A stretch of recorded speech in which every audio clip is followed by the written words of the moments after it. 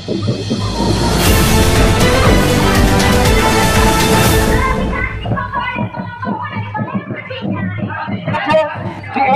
অন্যায়, এই নির্ঘৃণ কর্ম, এই কর্মটাকে সাপোর্ট করা যায় না, সুতরাং এর প্রতিবাদ করা দরকার বলে ওরাও রাস্তায় নেমেছে। আদিবাসীরা পশ্চিমবঙ্গের বিভিন্ন জায়গায় এর প্রতিবাদ করছে। ভারত জাগাত মাঝি পারগানা মহলের নেতৃত্বে সারা পশ্চিমবঙ্গের সমস্ত থানাগুলিতে আজকে ডেপুটেশন দেওয়া হচ্ছে। একটাই ডেপুটেশনের মূল কারণ আদিবাসী মহিলাদের উপর অত্যাচার, এবং সব থেকে বড় যেটা কারণ সেটা রংপুর হাটের বারোমাসিয়া গ্রামের ক্লাস 7-এর পুরা একটা কম বয়সী মেয়ে, ওই কম বয়সী মেয়েকে ধর্ষণ করার পর খুন করার পর ওর বডি টুকরো টুকরো করে ফেলে জলে ফেলে দেওয়ার মতো ঘটনার জন্য আজকে ওই অপরাধীকে যত শাস্তি পায় এবং শাস্তি না শুধু তার ফাঁসির সাজা হয় তার দাবিতে আমরা কিন্তু আজ এখানে ডেপুটেশনে এসেছি। বুঝতে পারছেন যে পরিস্থিতি কোন জায়গায় চলে গেছে।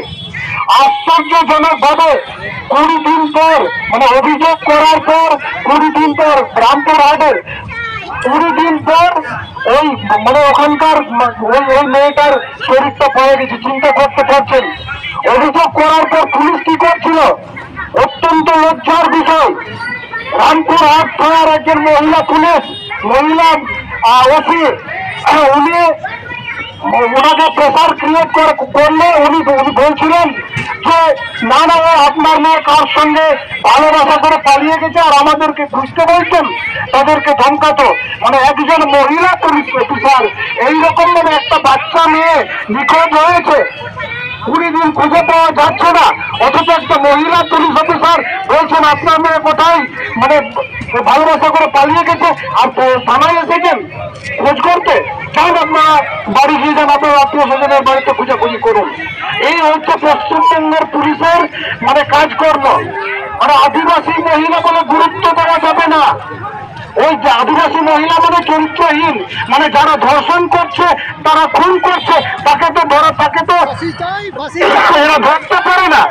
উল্টো আদিবাসী মহিলাদের উপর চরিত্রহীনের একটা তকমা লাগিয়ে কেসটাকে ধামাচাপা দেওয়ার জন্য চেষ্টা করছে। রামপুর হাটে সেটা ঘটেছে, আমরা বিভিন্ন জায়গায় সেটা দেখছি, আমরা সেটা বাঁকুড়াতে দেখেছি। অপরাধীকে ধরতে এত লজ্জা কিসের পুলিশের? অপরাধীকে ধরার জন্য এত ভয় কিসের পুলিশের? কে প্রেসার ক্রিয়েট করছে আপনাদের? কোন রাজনৈতিক দল, কোন সরকারকে রাজনৈতিক দলের নেতৃত্ব আপনাদেরকে প্রেসার ক্রিয়েট করছে? তাহলে পুলিশের অর্জিতে খুলে ফেলে দেন। এই রাজনৈতিক দল চামচাগিরি করুন আপনারা। কি ভেবেছেন আমরা এতদিন কিছু বলিনি বলে আর কিছু আমরা আগামী দিনে কিছু বলবো না?